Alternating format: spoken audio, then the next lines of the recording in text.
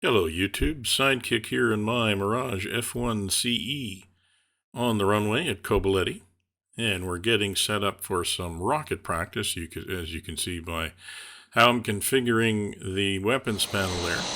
So today we're going to be flying a rocket training mission. Now before I explain what that means, let me point out that the mission will be available on my Discord server if you want to try it for yourself.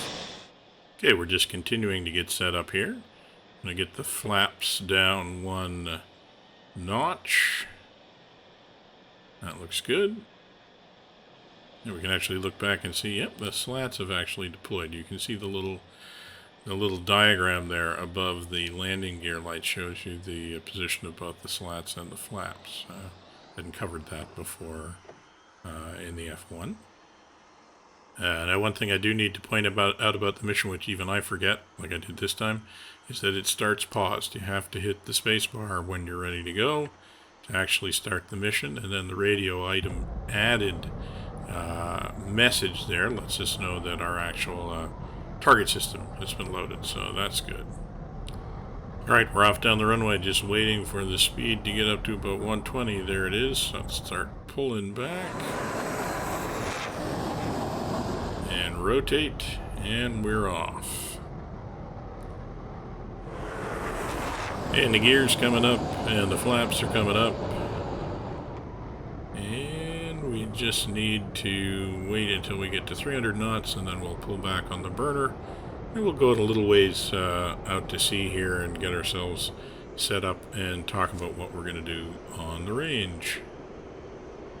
So I refer to this as a training mission, because it's more than simple range practice, but it's not sort of a full tactical mission. I've actually used this sort of format before, and actually used this mission file before with different aircraft. Specifically, I've done it with the A4 and I've done it with the F86. You may have seen those videos. If you haven't, you can go back and take a look on the channel. The basic idea is that we've pre-set up a bunch of different target groups, and we activate those with the F10 menu. The targets range from an undefended convoy to an artillery battery, a AAA battery, and some various fortifications. So I'm going to go ahead and pick the first target. So we're going to use the F10 menu, and we're going to actually select the convoy as our first target. All of the targets except the convoy are defended by a certain amount of AAA, and of course all of the targets can be destroyed if we hit them. So it'll be a chance to practice a more tactical employment of our weapons than if we just gone to the range. Now we're still going to be on unlimited weapons, so we can attack as many targets as we like, as many times as we like. But it's still really a training mission, and it'll give us a chance to see if we can A, destroy actual targets with these rockets, and B, do it without being chewed up by the AAA. Okay, hopefully you can see now down there in a town on the road, we have a little green smoke mark that marks the position of the convoy. So all we have to do is get ourselves lined up on the road so we can strafe straight down the road at that lovely undefended convoy. And as you can see, we're already modifying our approach that we used on the range. The range, we came in a lot higher, did a very square corner and roll in. In this case, we're just being a lot more sort of opportunistic. And really, I'm just trying to get lined up on the convoy. I'm going to get the pip around the convoy. And then that is going to be all we need to do. Somewhere around... one important thing that needs to be done, regardless of whether or not you're on the range or looking at real targets, is you got to turn the master arm on.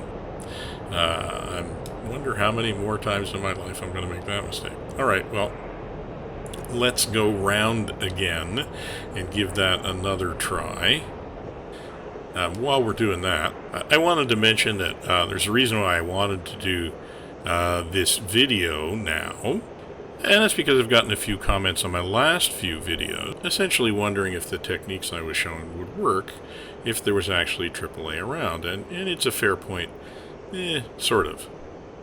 The point of the earlier videos was not to claim that I had come up with foolproof bombing and rocket techniques.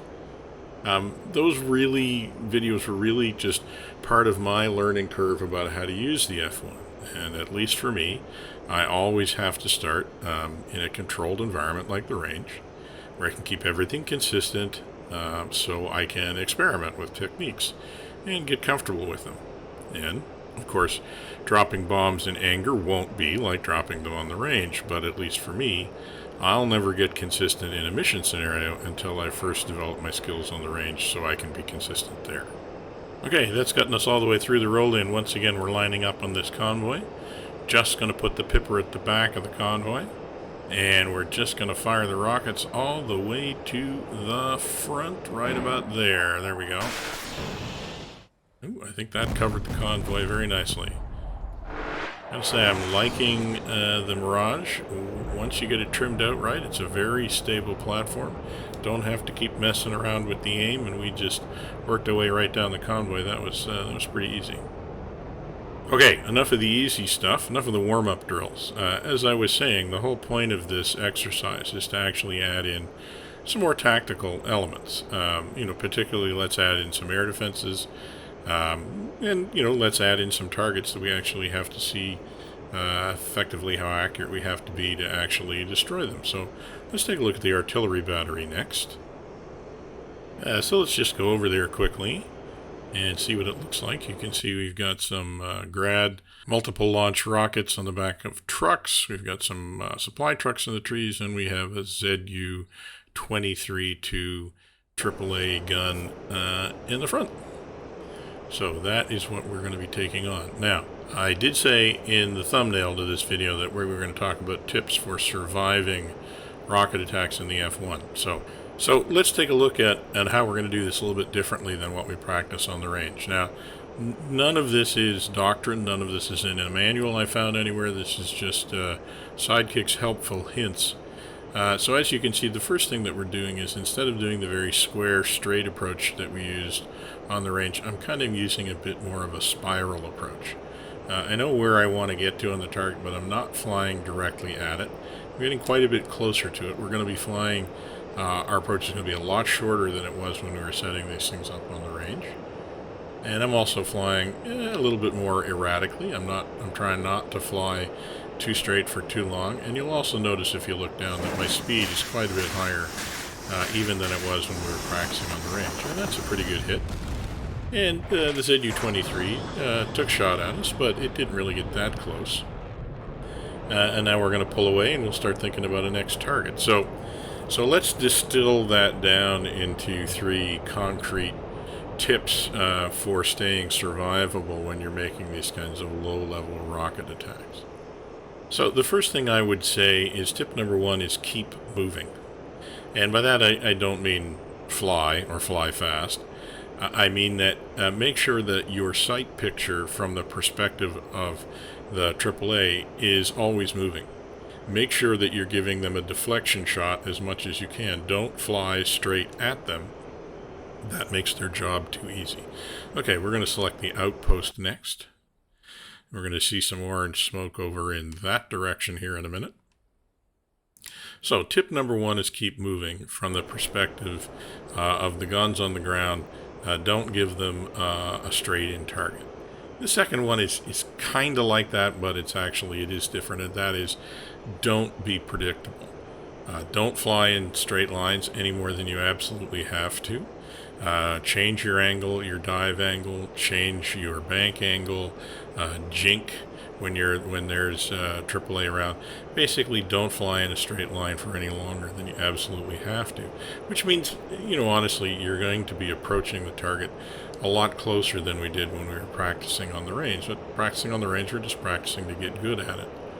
So, tip number 1 is keep moving. Tip number 2 is be evasive or don't be predictable. And tip number 3, honestly, especially in the F1, is that speed is life.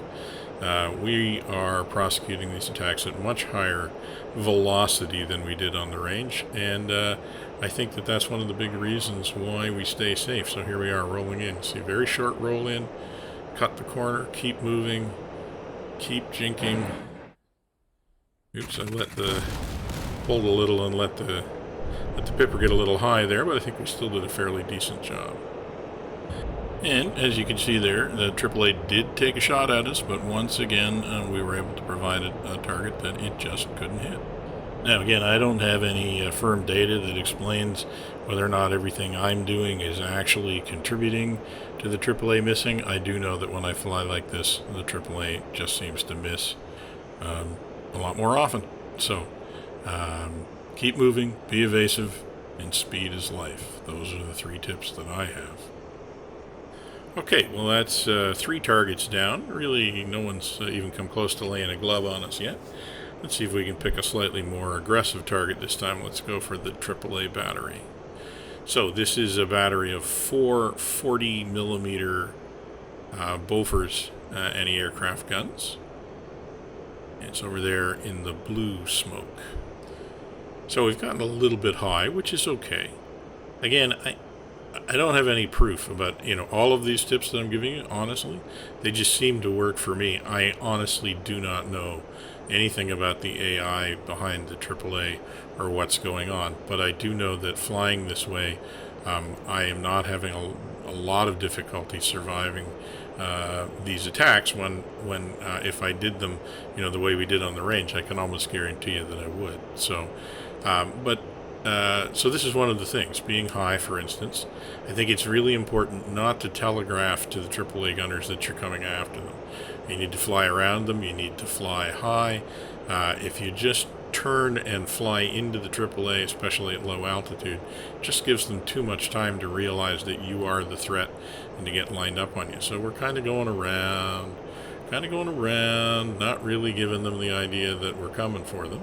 Staying nice and high, keep going, keep moving, keep our speed up, kind of spiral into the target, and then when we're close enough and we're ready, then we're going to roll in. And it's a little bit longer approach than the other 2 had been, so that may be a little bit more dangerous, but just keep moving. We'll start below the target, and we can pull up, changing our dive angle just a little, jiggle a little, and they're shooting at us.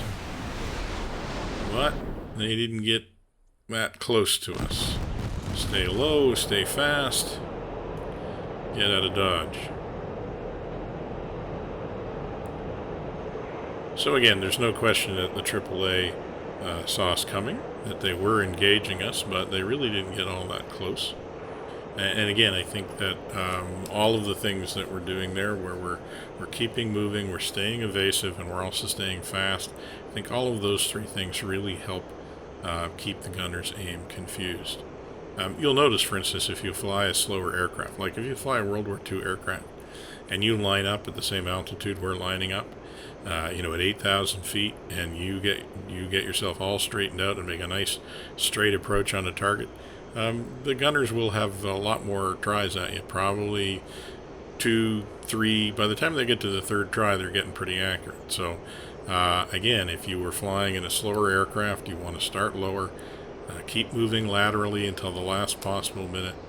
All of these things are things you got to do if you want to keep the AAA guessing.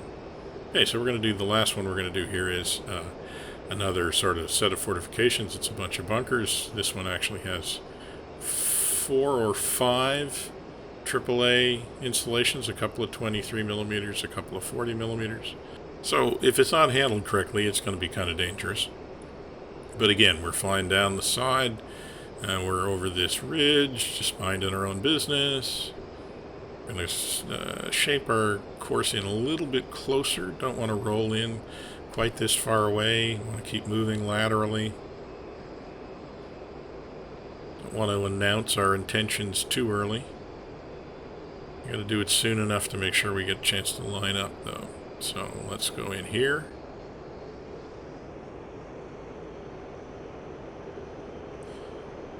And we'll just keep moving around a little. Don't lay the bead on it right away. Stay below it so we can pull up. There, I can see the bunkers now. We're still good. We're still good. Right. Well, bunkers are a tough target, as we've found out before, but we did manage to do some damage, and it looks like we got one of the AAA installations as well. So that was a pretty good run as well. Alright, well that's probably going to do it for practice today. As I said, this mission is available on my server if you want to come by and pick it up and see how you do. Try your own tactics, techniques, and procedures for making low-level rocket attacks. Let us know how you do. Hope you enjoyed the video. If you do, please like the video, leave a comment, subscribe to the channel if you haven't. And for now, this is going to be Sidekick, signing off.